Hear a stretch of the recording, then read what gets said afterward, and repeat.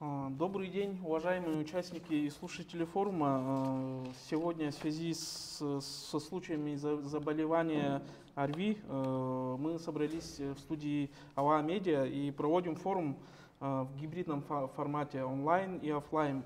Форум у нас называется «Занятость населения в бизнесе Республики Тыва».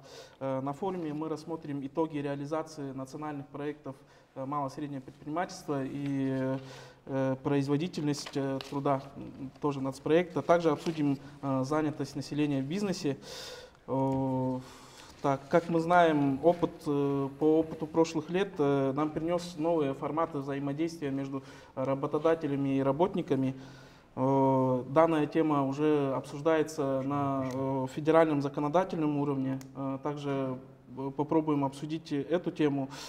В таких изменчивых условиях нам всем приходится жить и работать. Мы понимаем, что это очень важная тема для обсуждения.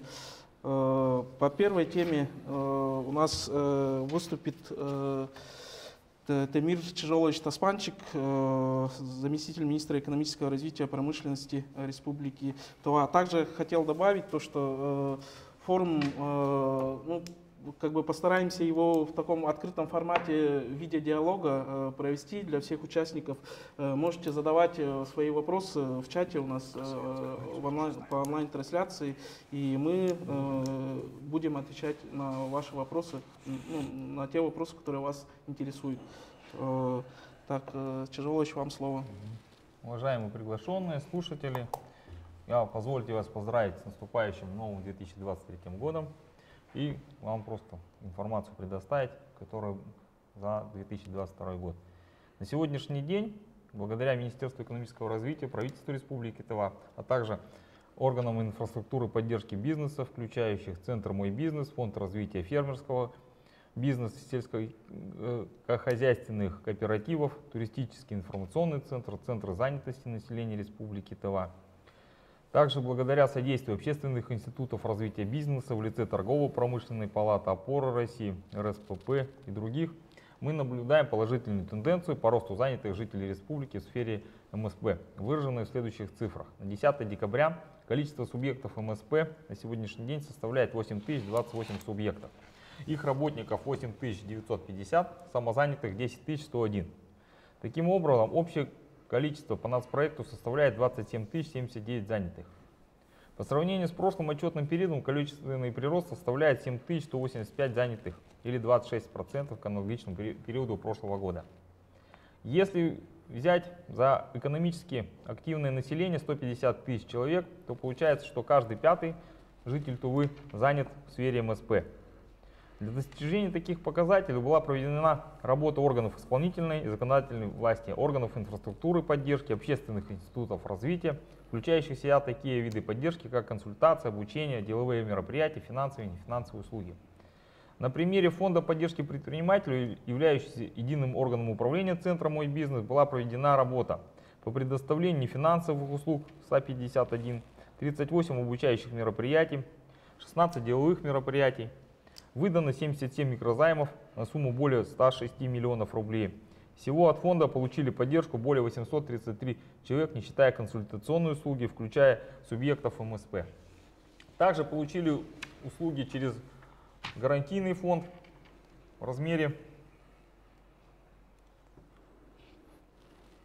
285 миллионов рублей. Из них обеспечено поручительством через МКК Фонд поддержки предпринимательства 44 займа на 39,7 миллиона, через Сбербанк 74,9 или 38 договоров поручительств на сумму 108 миллионов рублей. Также проводится совместно с Министерством труда и занятости легализация теневой занятости, включая также работу Федеральной налоговой службы по этому направлению проводятся комиссии, чтобы обеспечить наших жителей и работников, чтобы они все получали легальную зарплату. На сегодняшний день, в принципе, у меня все. Я передаю слово Виктору. Спасибо, Темир Чижолович. Тема доклада очень интересная. Ну, по данным, получается, каждый пятый житель нашей республики так или иначе задействован в сфере МСП. Это, я думаю, ну, очень высокий показатель, и отражающий работу как бы всех здесь присутствующих и органов исполнительной власти также. Далее слово предоставляется Андрею Вячеславовичу по теме трансфер технологий. Вторая тема ВЭД плюс туризм. Вам слово. Дорогие коллеги, добрый день. Здесь у нас действительно в моей части выступления, да даже не столько выступления, сколько просто обмен информацией у нас идет, да? В данном случае две темы: трансфер технологий в первой части, вторая часть ВЭД плюс туризм. Будем упрощать, если более коротко и понятно сказать вот это официозное название трансфер технологий. Это, по сути, речь идет об обмене опытом между участниками экономической деятельности в республике и за ее пределами в Российской Федерации и в сопредельных стран, которые не входят в недружественный список. Да? В этой части торгово-промышленная палата проводит регулярные мероприятия, связанные в первую очередь с участием, с организацией участия наших предпринимателей и самозанятых в различных выставках, бизнес-миссиях, как внутри региона, как, например, организация форума в рамках недели туризма в республике, ну и за ее пределами. Из ближайших могу выделить бизнес-миссии в Алтайский край, Республика Алтай. Это было начало декабря, как раз мы с Тимиром Шашоловичем в том числе работали в рамках этого мероприятия. И вторая Республика Татарстан. Татарстанское мероприятие было организовано в рамках подписанного соглашения чуть больше месяца назад. Для тех, кто, может быть, пропустил эту информацию, руководителями регионов Владиславом Тавричтаевичем Хавалы и Рустамом Нургалиевичем Минихановым было подписано соглашение о развитии социально-экономического взаимодействия между республиками. И так как глава республики у нас отметил, сделал акцент на том, чтобы в инвест-проектах, которые развиваются в нашей республике, нужно делать учет, принимать во внимание идеи научно-исследовательского сообщества Республики Тыва. И поэтому в бизнес-миссии в Татарстан приняли участие представители как науки, так и бизнеса в формате СМСП, да, и в том числе самозанятые, ну и также сотрудники инфраструктуры поддержки бизнеса. В целом приглашаю всех активно следить за анонсами от Министерства экономики, которое является, по сути, заказчиком всех этих мероприятий, следить за информационными ресурсами Минэка, за информационными ресурсами фонда и за нашими ресурсами торгово-промышленной палаты. В принципе, могу сказать из опыта, всегда все наши коллеги в разных регионах России в целом понимают контекст, в первую очередь геополитический, который у нас происходит, да, и очень дружески, тепло, открыто нас встречают, показывают все свои производства, как, например, там на Алтае недавно было победители республиканского конкурса «Акчем белая пища», были поощрены правительством на подобного рода поездку по обмену опытом и повышению квалификации. И все предприятия прямо полный режим зеленого света нам предоставили в каждый уголок своего производства дали доступ, и наши предприниматели сразу же, как говорится, лучше один раз увидеть, чем 7 раз услышать, 100 раз услышать, да, и могли сразу же воочию представить себе те моменты, которые, может быть, ну, пока вот для нашего уровня еще не были известны. И, в принципе, участники вернулись с обеих поездок очень воодушевленные и в прикладном смысле с заключенными соглашениями, допустим, о поставках кисломолочной закваски в первом случае. Во втором случае завязалось очень плодотворное взаимодействие в области научных исследований по цифровизации в сфере тувинского языка. Лингвистика. Да, на стыке лингвистики и семиотики. С Академией, то есть это наш ТИКПИ с Академией наук Татарстана, с Институтом прикладной семиотики. Что касается второй части, по внешэкономдеятельности и по туризму. Здесь, естественно, у нас 2022 год отмечен печатью геополитики. В целом у нас идет разворот на восток.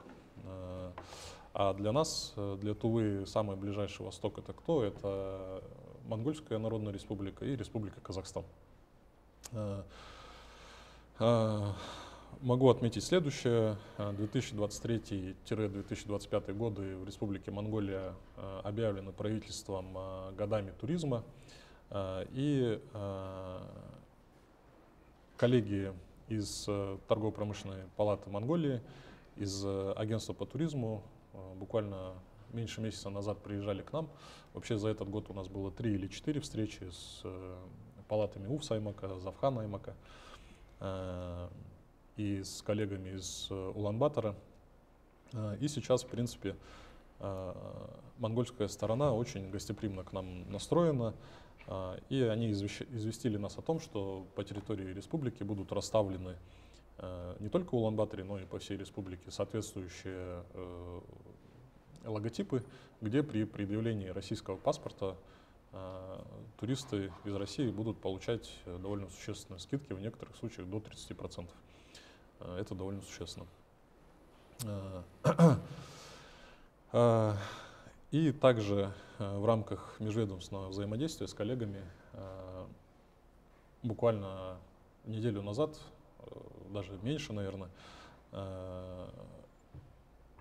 Торгово-промышленная палата организовывала бизнес-миссию в Республику Казахстан, в Алматы. По итогам формальной части было подписано соглашение о взаимодействии между Национальным объединением предпринимателей Республики Казахстан, ну, на их лад это называется Атамекен, Торгово-промышленная палата Республики Тыва и Внешнеторговая палата Атамекен Республики Казахстан в лице господина Жаркелова, Тимура Жаркелова, подписали соглашение о взаимодействии. Я считаю, что, опять-таки, в контексте всей нашей идущей геополитики это дорогого стоит, потому что наши, в кавычках, доброжелатели, да, прикладывают все усилия, чтобы, так сказать, изолировать нас везде, где можно, санкций. в виде санкций. Но, тем не менее, наша работа показывает, что все-таки им придется повременить со своими желаниями. Мы будем действовать, исходя из своих интересов и соображений. В неформальной части в целом могу дать такую характеристику. То есть, опять-таки, в контексте санкций довольно большое количество международных авиаперелетов и рейсов подверглась сокращению, и таким образом Монголия, что Казахстан, в принципе, стали такими пересадочными хабами. То есть сперва наш турист, если говорить о внешнем туризме, да, исходящем туризме, добираются в эти территории и оттуда уже, в принципе, имеют возможность совершать пересадки в любые направления. Естественно, экономики этих стран заинтересованы в этом процессе, поэтому, конечно, там формально санкции они есть, но по факту мы видим, что взаимодействие оно положительно идет. Что касается въездного туризма, то, допустим, вот в Республике Казахстан, конечно, там религия государственного уровня — это мусульманство, но при этом, конечно же, у нас с Казахстаном общие тюркские корни, и то есть есть такой интерес в сфере шаманизма, очень явный интерес мы увидели в этой бизнес-миссии. Конечно, мусульманская религия, она как бы официально не очень, так сказать, признает шаманизм, но однако там есть соответствующие аяты, да, в Коране даже, которые там призваны противодействовать каким-то духовным отрицательным сверхъестественным существам, то есть косвенно все-таки они тоже признают, что имеет место быть. Ну и, соответственно, простые граждане, они все-таки к этой сфере испытывают большой интерес, а для нас, для нашей республики, шаманизм — это очень большая визитная карточка. Следовательно, в этой субнише мы видим очень большой экономический потенциал. И также в области общих тюркских корней, то есть это уже такая культурологическая, да, туризм, тоже гражданам Казахстана очень интересно посмотреть, как здесь у нас протекает жизнь. И здесь я вижу прямую нишу для такого, скажем так, научного, культурного туризма. И наши научные учреждения тоже имеют большую область взаимодействия, совместных исследований. Ну и понятно, что где есть какой-то духовный туризм или научный туризм, там остается полшага до туризма делового. Собственно, уже наша прямая ниша — экономическое взаимодействие между нашими регионами. Плюс, конечно, расстояние довольно близко. Если удобно подобрать пересадки, то это буквально там пару часов лета до Красноярска и еще там 2,5 часов лета до Астаны с пересадкой с одной. То есть, в принципе, там за какие-то считанные полдня вполне вся логистика сходится. Ну и в целом, если рассматривать туризм, вопрос туризма в контексте внешэкономдеятельности, то вот, резюмируя вот эту всю информацию, в целом я считаю, что для нашей экономики это будет большим подспорьем. В части внутреннего туризма я передам слово председателю комитета по туризму торгово-промышленной палаты Республики Тыва Иргак Игоревич Тавричтай.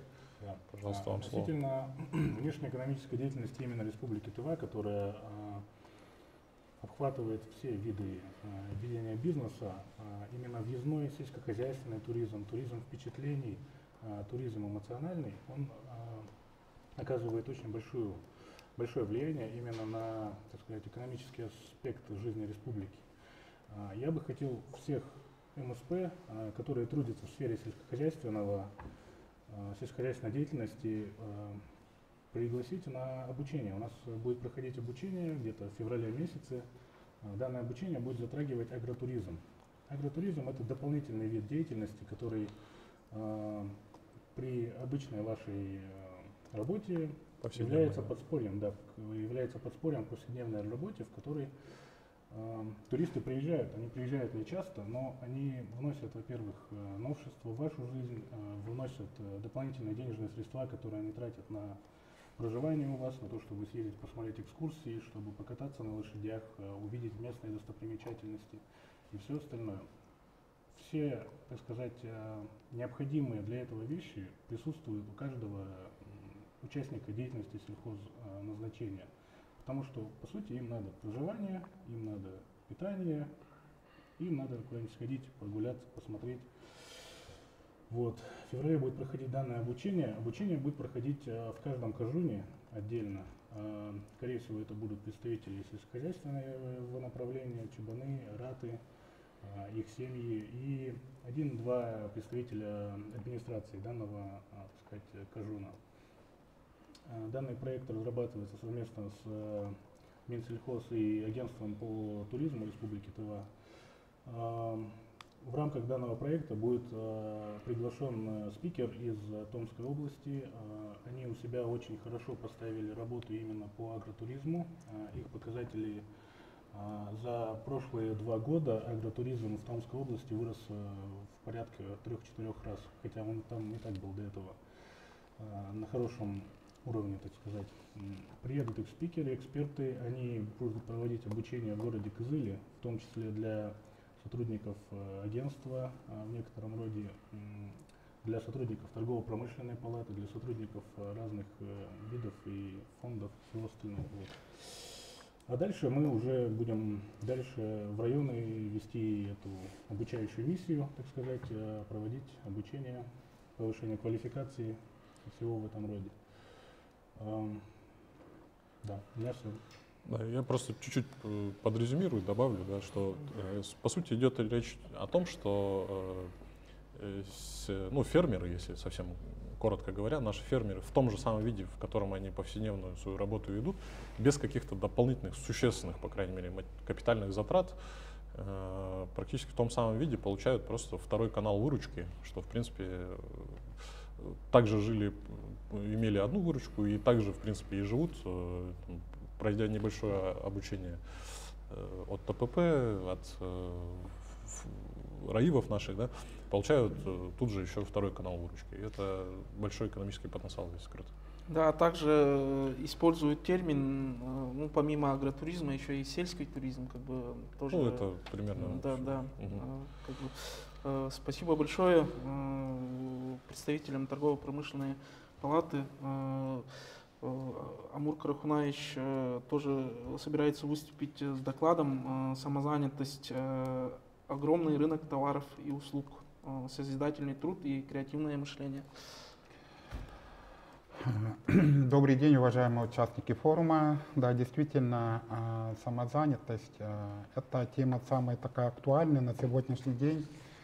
Начиная с 2020 года наша республика участвует в эксперименте по самозанятости. Эксперимент длится до 2028 года. И, соответственно, впервые туда вошло 4 региона по Российской Федерации. И мы тоже 21 регионом туда включились. С 1 июля официально разрешили открывать самозанятых граждан на уровне нашей республики. А до этого периода, до 2019 года, мы участвовали как бы в пилотном проекте.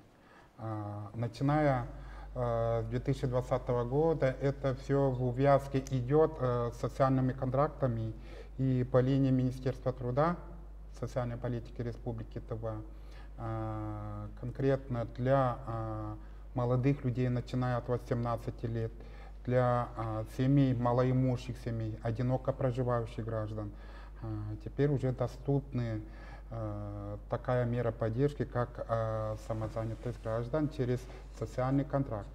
И насколько вы знаете, начиная с этого года, с 1 июля месяца, сумма тоже поддержки, сумма поддержки самозанятых граждан возросло до 350 тысяч рублей, а раньше было 250 тысяч рублей. И, соответственно, как бы год кончается, и на уровне Министерства труда уже начинают подводить итоги этого года.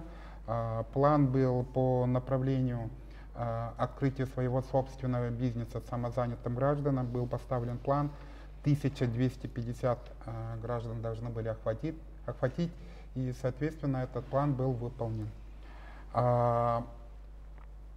Есть очень много, скажем, молодых людей, которые сознательно идут на самозанятость, берут меру поддержки по линии соцконтракта. И в основном Это, конечно, это девушки, которые занимаются бьюти-сферой, оказывают услугу населению по наведению красоты. Дальше идет среди молодых людей идет открытие своего собственного дела по направлению открытия СТО, то есть опять-таки это услуга получается по техническому сопровождению автотранспортных средств.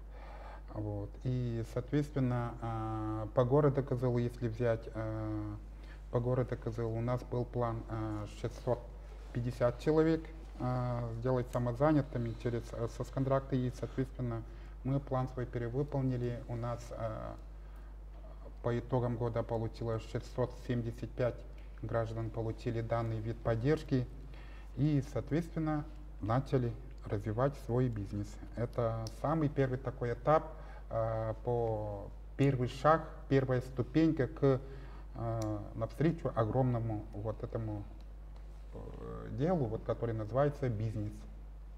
Ну, вкратце у меня все. Если вопросы будут, конечно, я готов ответить.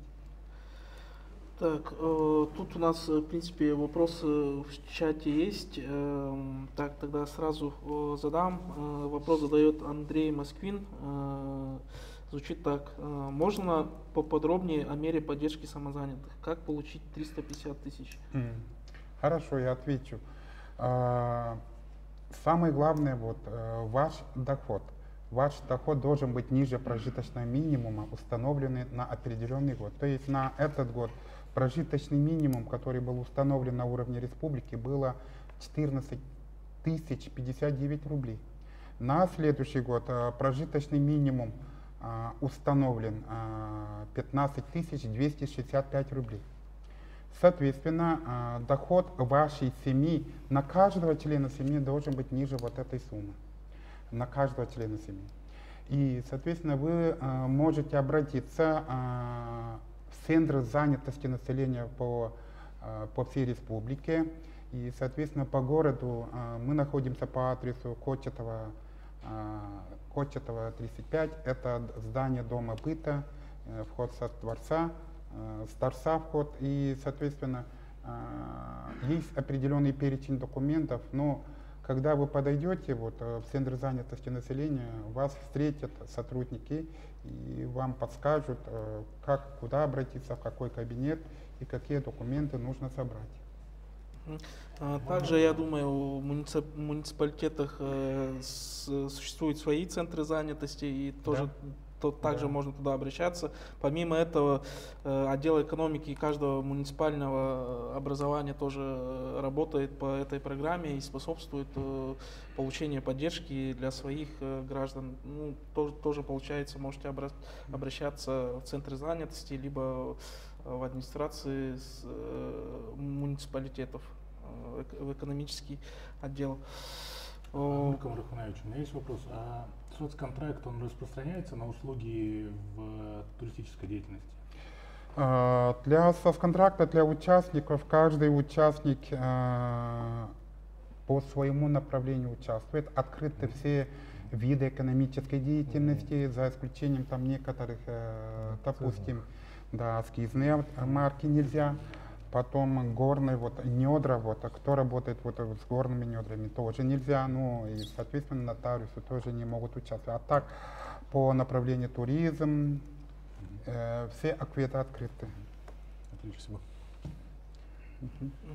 Ну, в целом, я думаю, что прирост большого числа самозанятых, ну и в рамках реализации нацпроекта МСП тоже это благодаря центрам занятости, они тоже, ну, их вклад нельзя недооценивать, да, потому что в целом популяризация деятельности самозанятых в рамках реализации нацпроекта тоже вносите большой вклад. И в целом, как к концу прошлого отчетного периода у нас ФНС отмечал, это очень хороший проект. В целом для бюджета республики этот проект сказывается очень хорошо. думаю. Ну, позже тоже, надеюсь, Урана Хавалыговна тоже эти моменты прокомментирует. Да? И Чжалыч вас, как бы, в общем, да. Я тут прошу прощения, у меня совещание будет 2 часа, поэтому я вас покидаю. Спасибо Если большое. какие-то что, вопросы да, будут, я готов ответить. Спасибо большое. Шулур Александрович. Да, пригласим Шулур Александровича, руководителя Центра развития бережливых технологий по реализации национального проекта «Производительность труда». Сейчас. Далее предоставим слово Уране Хавалыговне, заместителю руководителя управления Федеральной налоговой службы, по теме «Выбор оптимального режима налогообложения». Добрый день, уважаемые участники форума. Для субъектов малого и среднего предпринимательства наиболее приемлемы режимы налогообложения – это специальные налоговые режимы. К ним относятся это упрощенная система налогообложения, единый сельскохозяйственный налог, патентная система налогообложения и налог на профессиональный доход. Для начала немного статистики скажу, что по состоянию на 1 декабря 2022 года общее количество плательщиков, применяющих специальные налоговые режимы по республике, составило 9486 или 90% от общего количества состоящих на учете плательщиков. Из них УСН составило 5546 плательщиков, из них юридических лиц это 31%, индивидуальных предпринимателей 69%. Но УСН у нас подразделяется на объект налогообложения. С объектом налогообложения доходы у нас составило 68%, а с объектом дохода, уменьшенное на величину расходов, составило 32%. Плательщиков, применяющих ЕСХН, составило 1010 плательщиков, из которых юридические лица это 165 или 11%, главы КФК и ИП 900 или 89%. Количество предпринимателей, получивших патент в 2022 году, составило 2930. Количество плательщиков, зарегистрированных в качестве плательщиков налога на профессиональный доход, составило 12 410 человек, из них ведущих деятельность на территории Республики Тыва 10 102 или 81%. Наиболее популярная система налогообложения для субъектов малого и среднего предпринимательства – это упрощенная система налогообложения. Она применяется в добровольном порядке по выбору юридических лиц и индивидуального предпринимателя. С начала этого года по единому налогу, уплачиваемому в связи с применением УСН, составило 471 миллиона рублей поступлений. Это прирост к аналогичному периоду прошлого года на 150,6%. В 2021 году, для сравнения, поступило 313 миллионов рублей.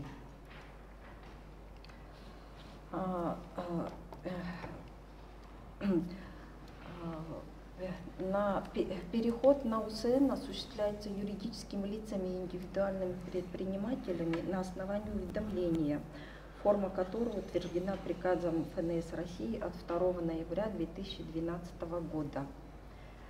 Не вправе перейти на УСН организации и индивидуальные предприниматели, не уведомившие по утвержденной форме налоговые органы в установленные сроки. Это в течение 30 дней с даты постановки на учет, с начала следующего года, если уведомление подается в текущем году, но в срок до 31 декабря. И ИП может перейти в течение 20 календарных дней с даты снятия с учета в качестве НПД. Но имеется и принудительный переход с УСН, когда утрачивается право применения этого спецрежима.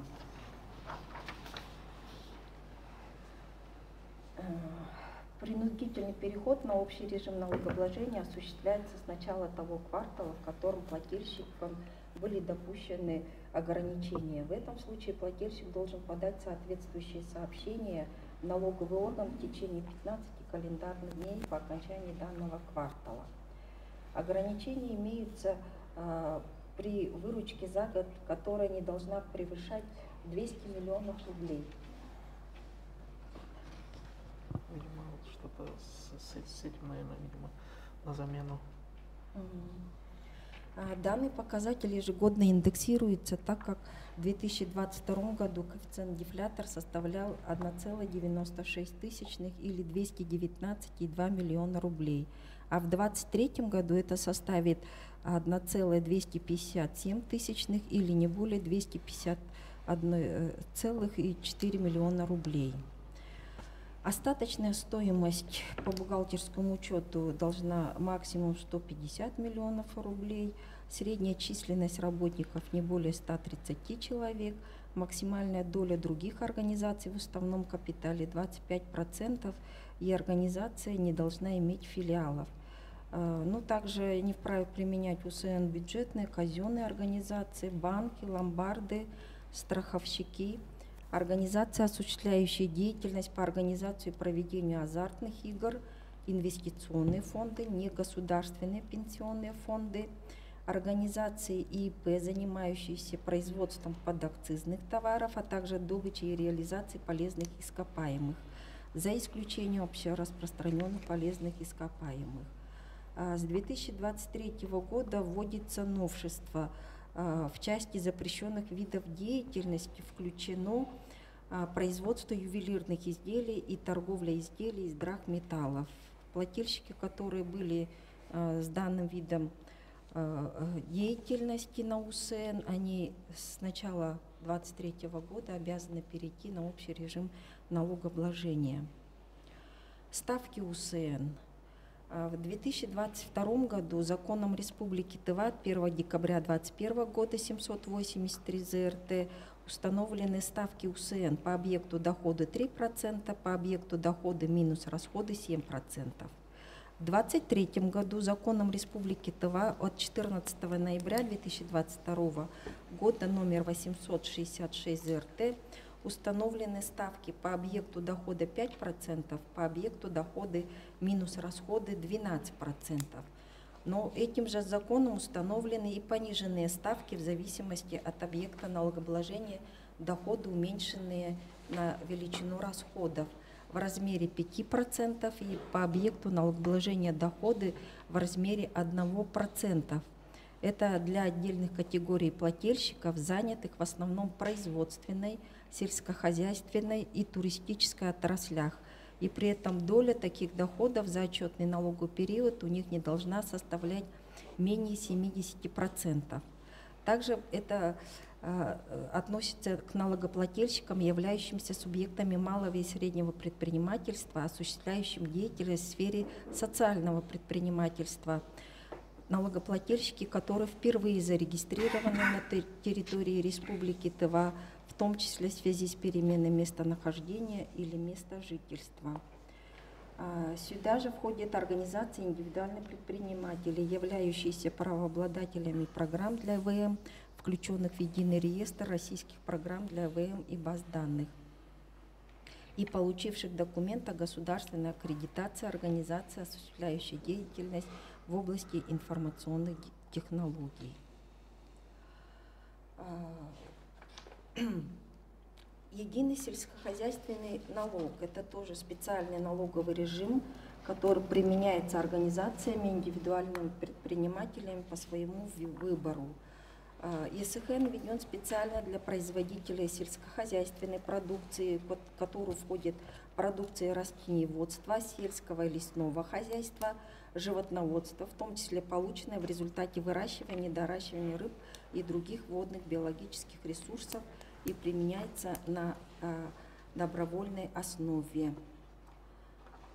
Ставка налога ЕСХН 6%. ЕСХН Объектом налогообложения являются доходы, уменьшенные на величину расходов. При определении налоговой базы учитываются доходы от реализации и внереализационные доходы. Перечень расходов включает такие расходы, как оплата труда, услуги кредитных организаций, расходы на приобретение молодняка, скота и другие. При ЕСХН предусмотрен только кассовый метод признания доходов и расходов. Патентная система налогообложения. В отличие от УСН, ЕСХН патентную систему налогообложения применяют только индивидуальные предприниматели с численностью работников не более 15 человек. Патентная система установлена главой 26.5 Налогового кодекса Российской Федерации, вводится в действие законами субъектов Российской Федерации.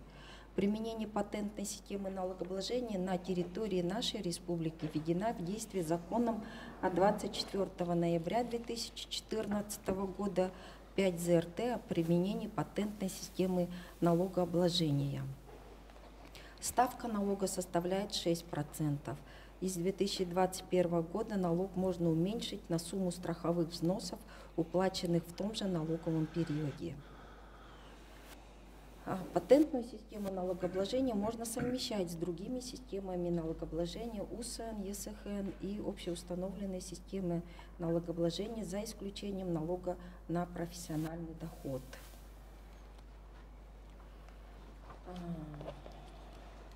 Налог на профессиональный доход – это относительно новый специальный режим, эксперимент в части применения НПД, введен в действие законом номер 422 и будет действовать до 31 декабря 2028 года включительно. Ставки налога установлены в размере 4% в отношении доходов, полученных плательщиками от физических лиц, 6% в отношении доходов, полученных плательщиками от юридических лиц и индивидуальных предпринимателей.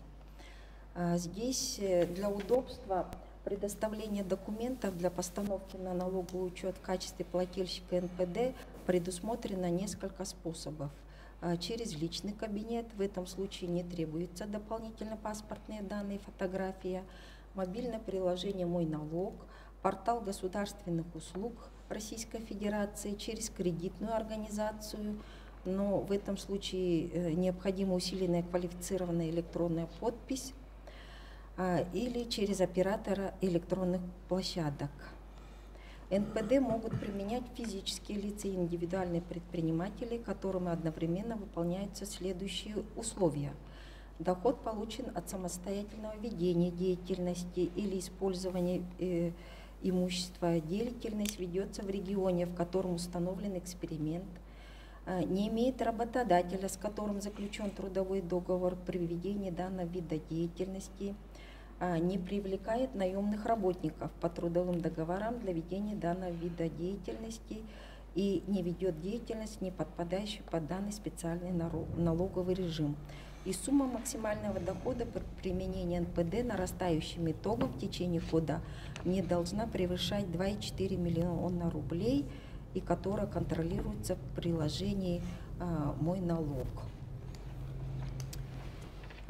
Завершая свой доклад о применении специальных налоговых режимов, хочется отметить, что статистика результата применения спецрежимов свидетельствует, что данные режимы налогообложения наиболее удобны для плательщиков в связи с низкой налоговой нагрузкой, минимальным количеством рисков совершения нарушений налогового законодательства, простоты ведения налогового бухгалтерского учета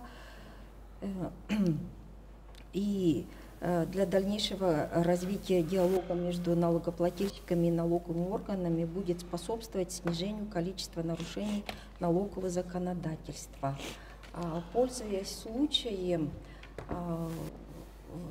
хочу сказать, что с 1 января 2023 года вводится единый институт единого налогового счета. Это касается всех и субъектов малого и среднего предпринимательства, а также всех юридических лиц и индивидуальных предпринимателей.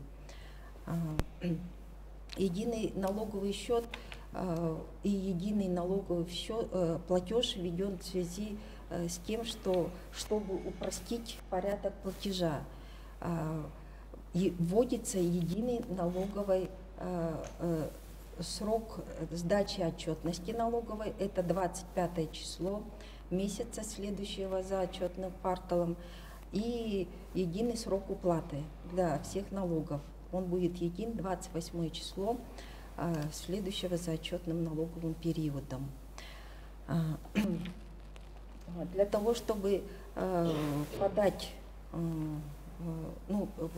до уплаты единого налогового платежа, так как это будет совокупный платеж по всем налогам, рекомендуется подать уведомление об исчисленных налогах.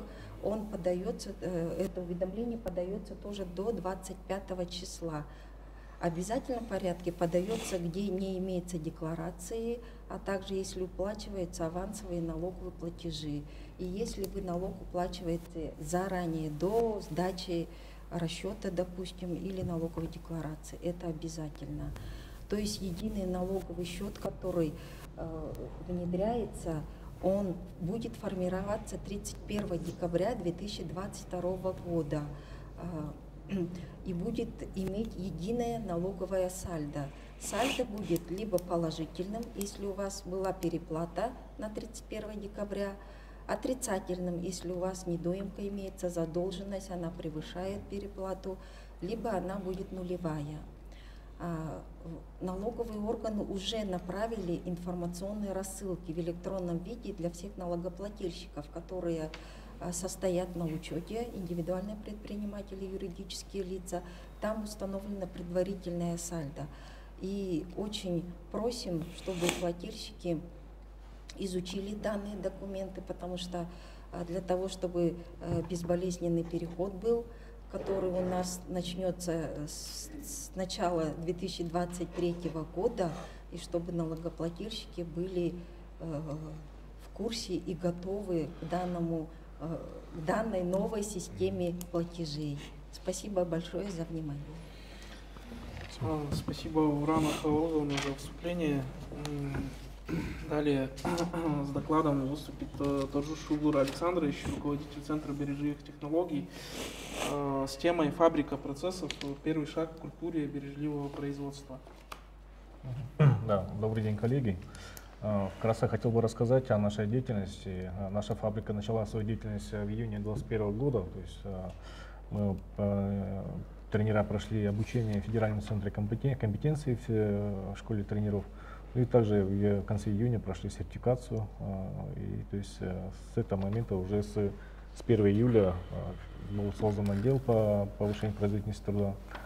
И потом наш отдел в ноябре был преобразован в Центр развития бережливых технологий. То есть мы проводим обучение на учебной площадке «Фабрика процессов». Это учебно-производственная площадка, которая то есть, в условиях реальной, в условиях имитации производственного цеха мы проводим обучение по основам бережливого производства. То есть это 3 игровых смены, то есть 8 рабочих часов за один день. То есть мы проводим обучение, то есть сотрудников предприятий, это потенциальные могут быть участники нацпроекта производительности труда, либо это действующие предприятия нацпроекта производительности труда. То есть так как мы действуем и реализуем данный проект в рамках национального проекта производительности труда.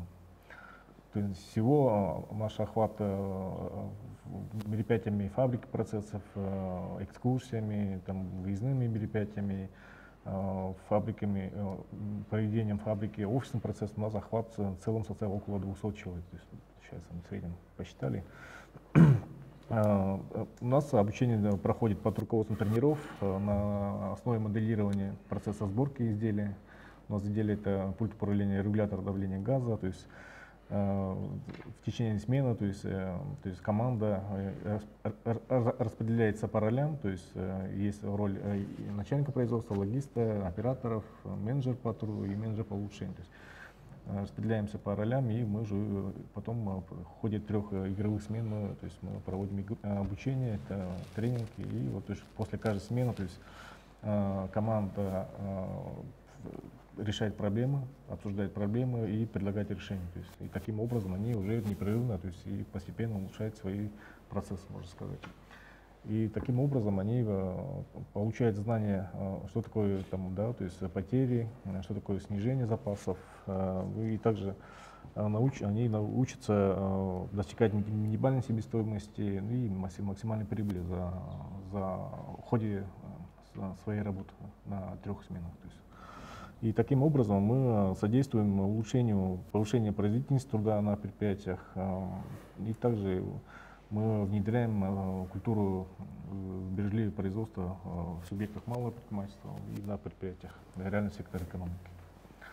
Вот такие у нас задачи. И недавно как раз 8 декабря провели первую фабрику офисных процессов с участием тренеров Федерального центра компетенций, и приняли участие 14 сотрудников. Это из компании ТВА Связь-Информ, компании Восток и компании Верба. То есть они тоже в форме реального процесса, то есть в течение 8 часов там приняли участие в данной фабрике. То есть отзывы очень положительные, все остались очень довольны. Сейчас они уже, каждый участник получит доступ уже к материалам Академии производительности. То есть и дальше они тоже уже будут в дистанционном формате уже проходить обучение по курсам Академии.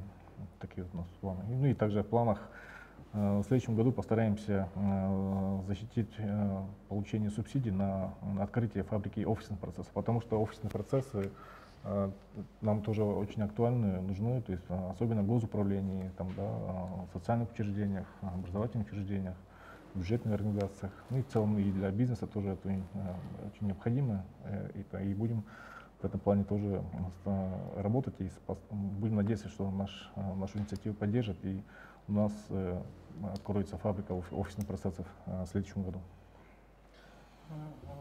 Также добавлю то, что Центр развития бережливых технологий находится по адресу Тувинских добровольцев, да. 18. Руководителям предприятий, где происходит производство продукции, тоже как бы, если вам интересно, можете прийти, Швур Александрович с коллегами вас проконсультирует, каким образом можно получить данный вид поддержки. Да.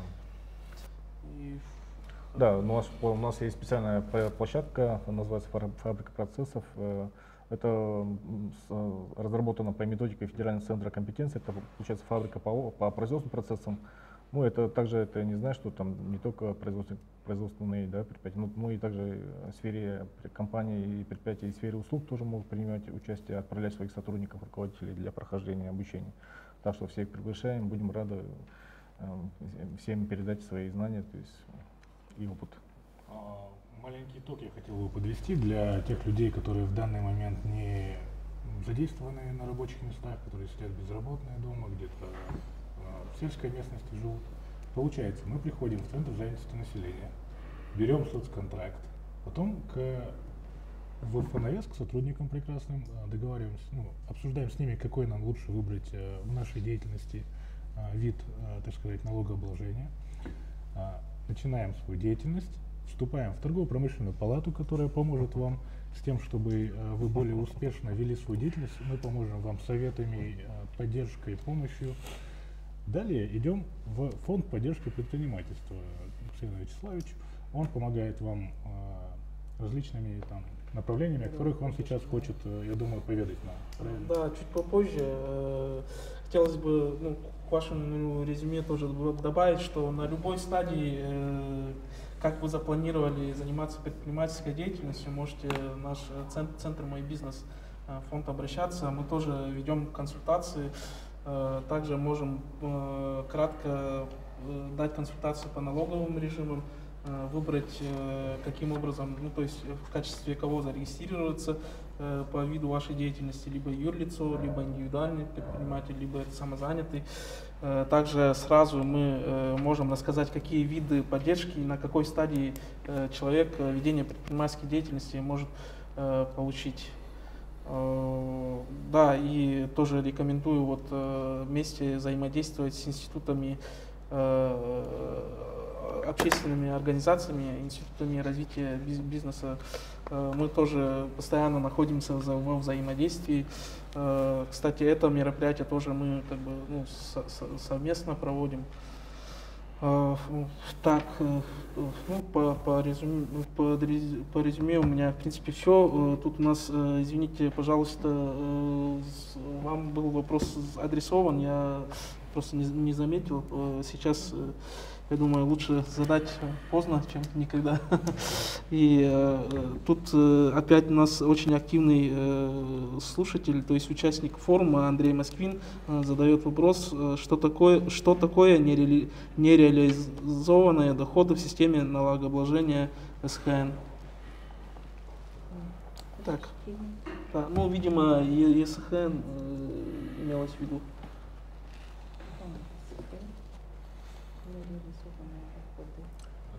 Если это нереализационные доходы, да. то есть при производстве продукции обычно есть доходы еще, которые не, ну, как раз не влияют на производство данной продукции, да, но не связаны с реализацией, да.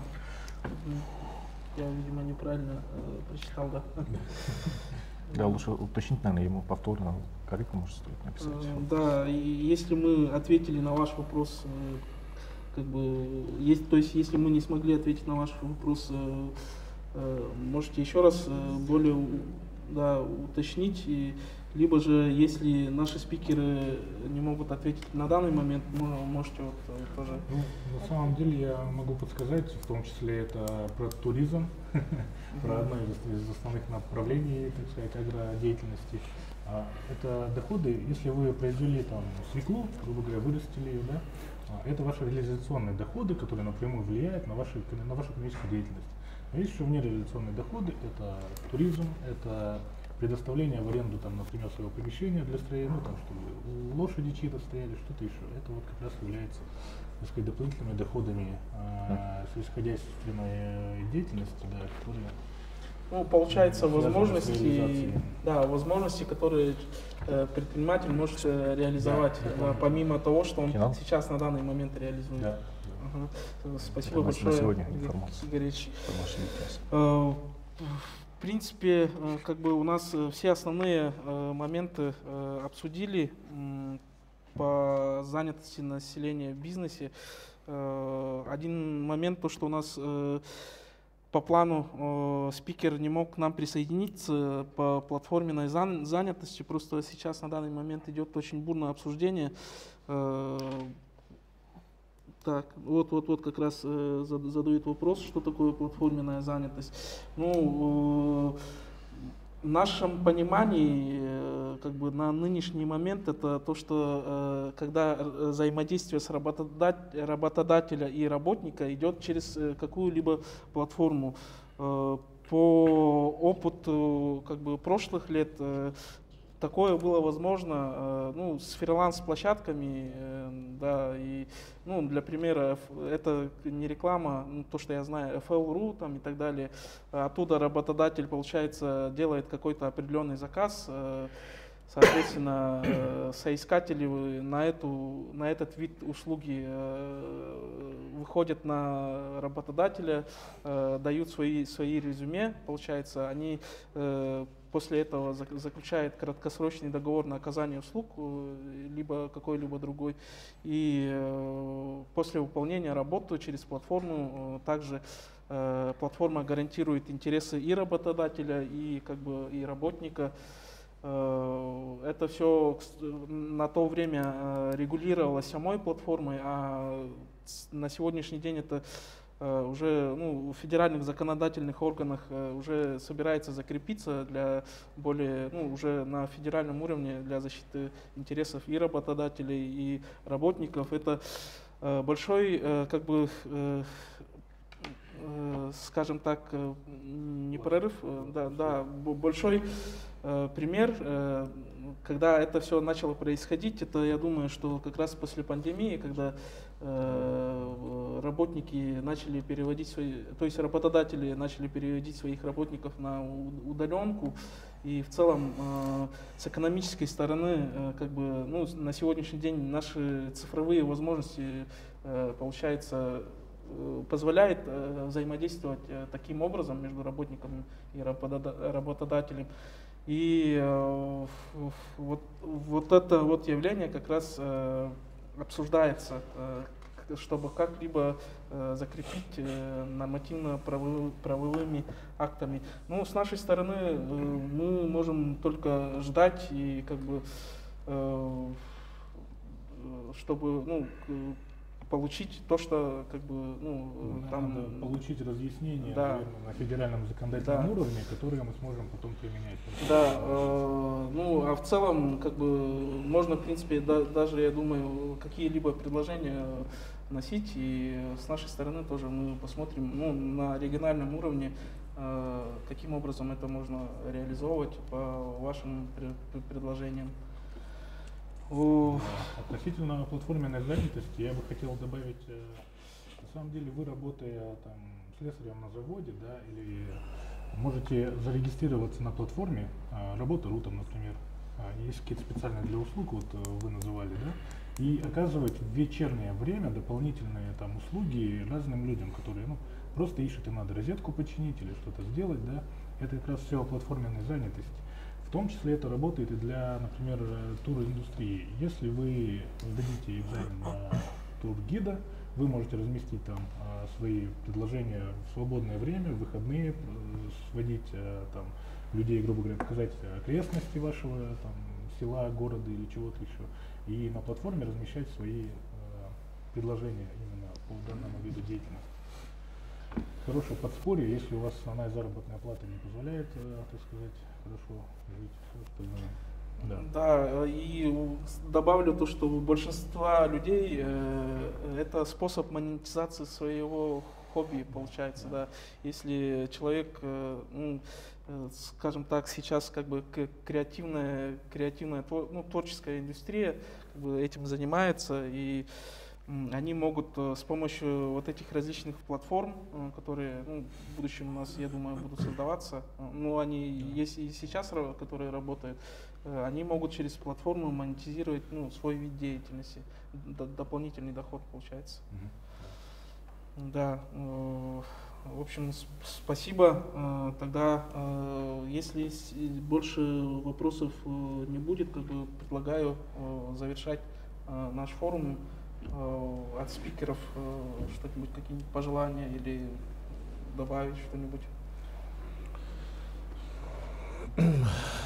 Пожелания в новом году успешного бизнеса для самозанятых. Да, кстати, вот извините, пожалуйста, если вы не закончили, хотел добавить то, что у нас на федеральном уровне Минэкономразвития в рамках нацпроекта МСП тоже реализуется платформа, цифровая платформа малого и среднего предпринимательства. Сейчас наш центр «Мой бизнес» активно ведет интеграцию, и в будущем наши предприниматели все виды поддержки могут получить дистанционно с помощью авторизации через госуслуги. Также призываю следить за всеми нашими новостями, чтобы, ну, быть в теме как бы актуальных новостей. Ну и в целом тоже присоединюсь к пожеланиям коллег, то что несмотря на сложные экономические ситуацию, геополитические, эпидемиологические, ну, у нас как бы хотел выразить благодарность нашим предпринимателям, то что они, несмотря ни на что, работают, продолжают работать, продолжают создавать рабочие места, производят новые виды товаров и услуг. И в целом благодаря вам, можно сказать, ну, предпринимателям, мы живем как бы, ну, в нашем таком мире, где мы можем воспользоваться, ну, вашими услугами и, ну, получается, приобрести ваши товары. В новом году желаем, ну, в первую очередь, конечно, здоровья, побольше доходов. Ну, думаю, да, предпринимателям наверное, да. Я добавлю, что вот из присутствующих в основном здесь госслужащие, да, специфика торгово-промышленной палаты такова, что в том числе и действующие предприниматели участвуют, и в том числе мы с коллегой, там, кто 10, кто 15, кто и 20 и более лет назад в бизнесе. И могу от себя добавить, что, ну, пожалуй, там, те же 15-20 лет назад приходилось только мечтать о таком спектре мер поддержки предпринимательства, которые сейчас есть, которые сегодня были озвучены. И считаю, что предпринимательство — это огромная созидательная сила, и приглашаю всех наших сограждан не волноваться, не бояться, выходить в официальные статусы, да, посредством наших институтов поддержки бизнеса. Действительно, времена сейчас непростые, нужны товары, услуги, и кто, как не мы, в первую очередь будет локомотивом этой деятельности. Предпринимателям желаю не терять своей энергии, беречь свои финансы и успехов в новом году. Наступающим. Да, я тоже позвольте по своей линии тоже позвольте пожелать всем предпринимателям инвестировать в свои кадры, соискателям, работникам, да, то есть персональным сотрудникам, ну и вообще каждому, то есть инвестировать в свое образование, потому что именно профессионализм, уровень экспертности, знания, опыт — это и самый главный. То есть это самое главное, то, что его будет ценить на рынке труда, и поэтому всем желаю там развития, самообразования в следующем году. Спасибо. Спасибо.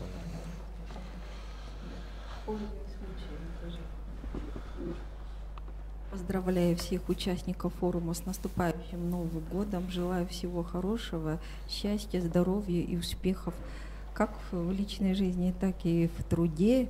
Но и как сотрудник налоговой службы пожелаю, чтобы у вас было много доходов, соответственно, чтобы вы платили своевременно, вовремя и ту часть налогов, которые должны оплатить. Особенно сейчас актуально у нас до конца года, кто не уплатил до 1 декабря имущественные налоги, просьба все-таки уплатить налоги, не идти в Новый год задолженностью. Вот такая просьба. Спасибо.